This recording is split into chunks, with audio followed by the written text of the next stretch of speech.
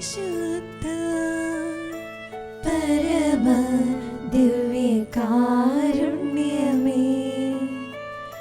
എന്നേരവും ആരാധനയും സ്തുതിയും പുകഴ്ചയും ഉണ്ടായിരിക്കട്ടെ.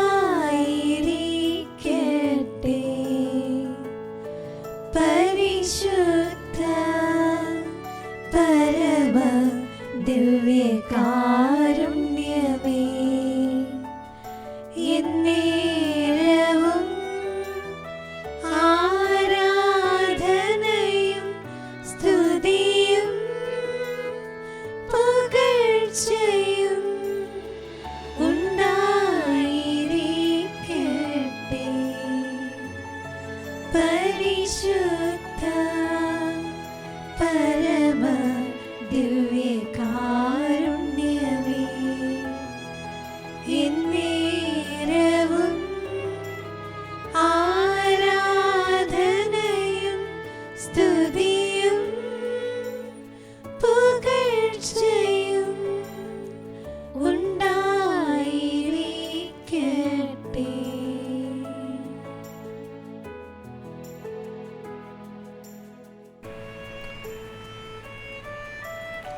പരിശുദ്ധ പരമദിവ്യകാരുണ്യനാഥനായ ഈശോയെ, അങ്ങേ ഞങ്ങൾ ആരാധിക്കുകയും സ്തുതിക്കുകയും അങ്ങേക്ക് ഞങ്ങൾ നന്ദി പറയുകയും ചെയ്യുന്നു. ഈശോയെ, അങ്ങയുടെ സ്നേഹ സാന്നിധ്യത്തിൽ പരിപൂർണമായി എന്നെ തന്നെ സമർപ്പിക്കുന്നു. ഈശോയെ, ഇന്നേ ദിവസം എൻ്റെ ജീവിതത്തിൽ ഉണ്ടാകാൻ സാധ്യതയുള്ള എല്ലാ കാര്യങ്ങളെയും, ആകുലതകൾ, ഭയങ്ങൾ, പ്രതീക്ഷകൾ, സന്തോഷങ്ങൾ, സങ്കടങ്ങൾ എല്ലാം ഈശോയെ അങ്ങയുടെ മുമ്പിൽ സമർപ്പിക്കുന്നു. അങ്ങയുടെ സമാധാനവും സംരക്ഷണവും സ്നേഹവും കാരുണ്യവും എൻ്റെ മേൽ സമൃദ്ധമായി ചൊരിയണമേ. ഈശോയെ നന്ദി, ഈശോയെ ആരാധന, ഈശോയെ സ്തുതി സ്തുതി. പ്രിയ സഹോദരങ്ങളെ, ഫിലിപ്പിയരുടെ പുസ്തകം 4-ാം അധ്യായം 6 മുതൽ 7 വരെയുള്ള വചനങ്ങൾ, അല്ലെങ്കിൽ 6ഉം 7ഉം വചനങ്ങൾ, വാക്യങ്ങൾ നമുക്ക് ഇന്ന് ധ്യാന വിഷയമാക്കാം. ഒന്നിനെക്കുറിച്ചും ആകുലരാകരുത്. എല്ലാ കാര്യങ്ങളിലും പ്രാർത്ഥനയിലൂടെയും അപേക്ഷയിലൂടെയും നമ്മുടെ ആവശ്യങ്ങൾ സ്തോത്രങ്ങളോടെ ദൈവത്തെ അറിയിക്കുക. അപ്പോൾ മനുഷ്യബുദ്ധിക്ക് അതീതമായ ദൈവിക സമാധാനം നിങ്ങളുടെ ഹൃദയങ്ങളെയും ചിന്തകളെയും യേശുക്രിസ്തുവിൽ കാത്തുകൊള്ളും. നമ്മൾ ചെയ്യേണ്ട കാര്യം വളരെ മനോഹരമായിട്ട് വചനം നമ്മെ പഠിപ്പിക്കുകയാണ്. ഒന്നിനെക്കുറിച്ചും ആകുലരാകരുത്. ഒന്നിനെക്കുറിച്ചും ആകുലരാകരുത് എന്നുള്ള വലിയൊരു കാര്യം നമ്മെ ഓർമ്മപ്പെടുത്തുകയാണ്. എന്നിട്ട് എന്താണ് ചെയ്യേണ്ടത്?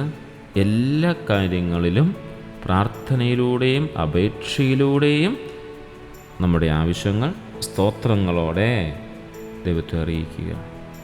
പലപ്പോഴും നമ്മൾ ആവശ്യങ്ങൾ തമ്പുരാന്റെ മുമ്പിൽ അവതരിപ്പിക്കുന്നത് സ്തോത്രങ്ങളോടുകൂടിയല്ല, പരാതികളോടുകൂടിയാണ്, സങ്കടങ്ങളോടുകൂടിയാണ്, വേദനകളോടുകൂടിയാണ്.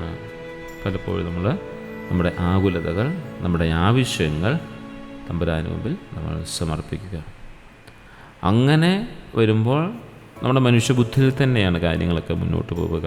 ഇവിടെ തമ്പുരാൻ പറയുന്നു, വചനം പറയുന്നു, കൃതജ്ഞതാ സ്തോത്രം ചെയ്തോടെ, സ്തോത്രങ്ങളോടെ ദൈവത്തെ നമ്മുടെ പ്രാർത്ഥനയുടെ അപേക്ഷയിലൂടെ നമ്മൾ തമ്പുരാന് മുമ്പിൽ നമ്മുടെ ആവശ്യങ്ങൾ, നിയോഗങ്ങൾ സമർപ്പിക്കുമ്പോൾ, അത് പ്രാർത്ഥനയിലൂടെയും സ്തോത്രങ്ങളുടെയും നമ്മൾ ദൈവത്തെ അറിയിക്കുമ്പോൾ എന്താ സംഭവിക്കുന്നത്? വചനം തന്നെ പറയുകയാണ്, മനുഷ്യബുദ്ധിക്ക് അതീതമായ ദൈവിക സമാധാനം നമ്മുടെ ഹൃദയങ്ങളെയും ചിന്തകളെയും യേശുക്രിസ്തുവിൽ കാത്തുകൊള്ളും.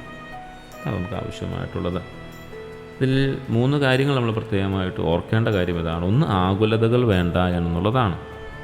നമ്മുടെ ജീവിതത്തിൽ പ്രശ്നങ്ങൾ ഉണ്ടാകുമ്പോൾ നാം ഭയപ്പെടുകയോ ആകുലപ്പെടുകയോ ചെയ്യുന്നത് സ്വാഭാവികമാണ്. എന്നാൽ ഈശോ നമ്മോട് പറയുന്നതാണ്, ഒന്നിനെക്കുറിച്ചും ആകുലരാകരുത്. കാരണം നമ്മുടെ നിയന്ത്രണത്തിലല്ലാത്ത കാര്യങ്ങളെക്കുറിച്ച് നമ്മൾ ചിന്തിച്ചു കൊണ്ടിരുന്നാൽ നമ്മൾ തളർന്നു പോകും. നമ്മുടെ നിയന്ത്രണത്തിലല്ലാത്ത കാര്യങ്ങളെക്കുറിച്ച് നമ്മൾ ആകുലപ്പെട്ടുകൊണ്ടിരുന്നാൽ അങ്ങനെയുള്ള ആകുലതകൾ നമ്മളെ തളർത്തിക്കളയും. നമ്മുടെ നിയന്ത്രണത്തിലുള്ള കാര്യത്തെക്കുറിച്ച് നമുക്ക് പിന്നെ ആകുലപ്പെടേണ്ട ആവശ്യമില്ല. അപ്പം അതുകൊണ്ട് ആകുലതകൾ നമ്മുടെ ജീവിതത്തിൽ വേണ്ട എന്ന് തന്നെയാണ് ഈ വചനം നമ്മെ പഠിപ്പിക്കുക. പിന്നെ ആകുലതകൾക്ക് പകരം വേണ്ടത് എന്താണ്? പ്രാർത്ഥനയുടെ വഴിയാണ്.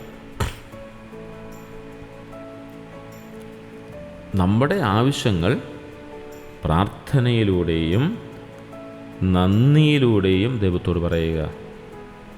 ഈശോയെ, എനിക്കൊരു ജോലി കിട്ടിയതിന് ഞാൻ നിനക്ക് നന്ദി പറയുന്നു, ഇങ്ങനെ സ്തുതിക്കുന്നു, ആരാധിക്കുന്നു. ഒരു ജോലിക്ക് വേണ്ടി പ്രാർത്ഥിക്കുന്ന വ്യക്തി നമ്മൾ ചെയ്യേണ്ടതാണ്. നന്ദി പറഞ്ഞ് പ്രാർത്ഥനയിലൂടെ ദൈവത്തെ അറിയിക്കുക.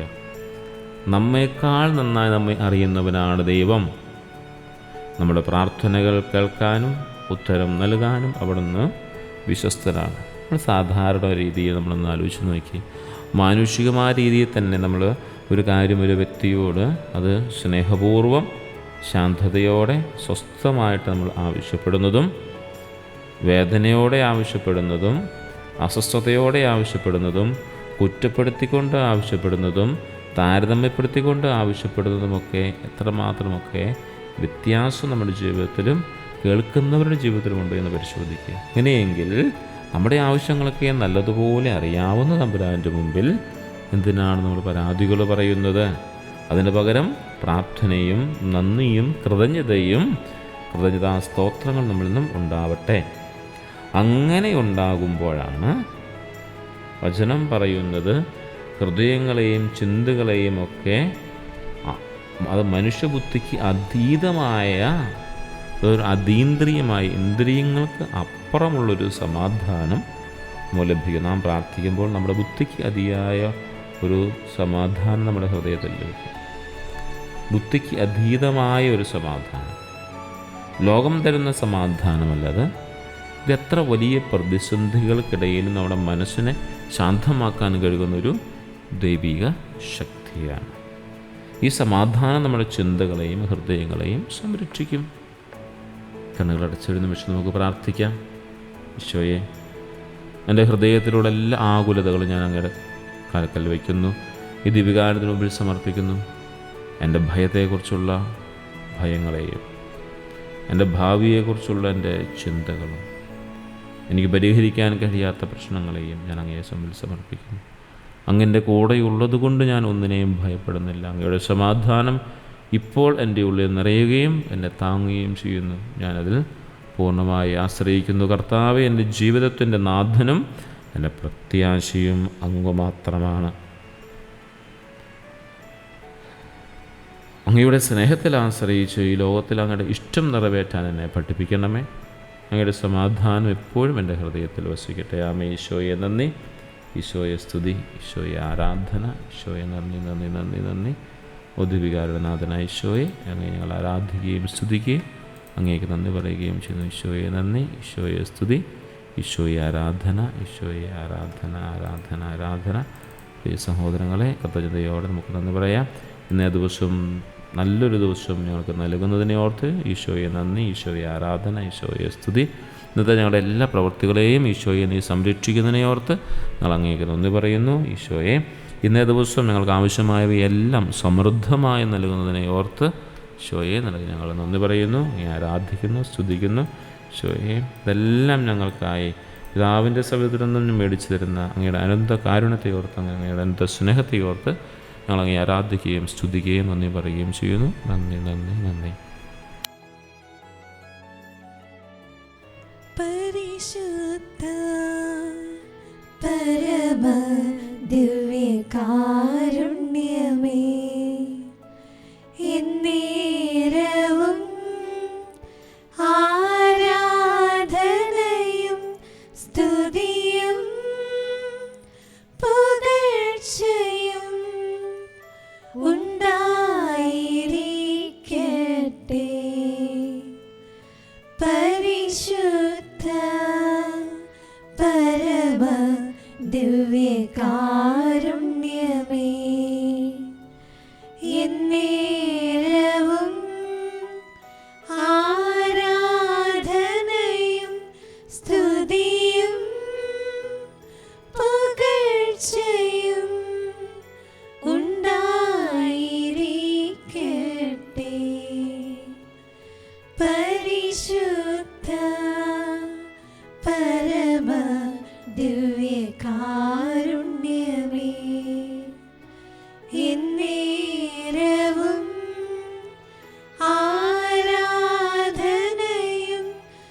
സ്തുതിയും പുകഴ്ചയും ഉണ്ടായിരിക്കട്ടെ.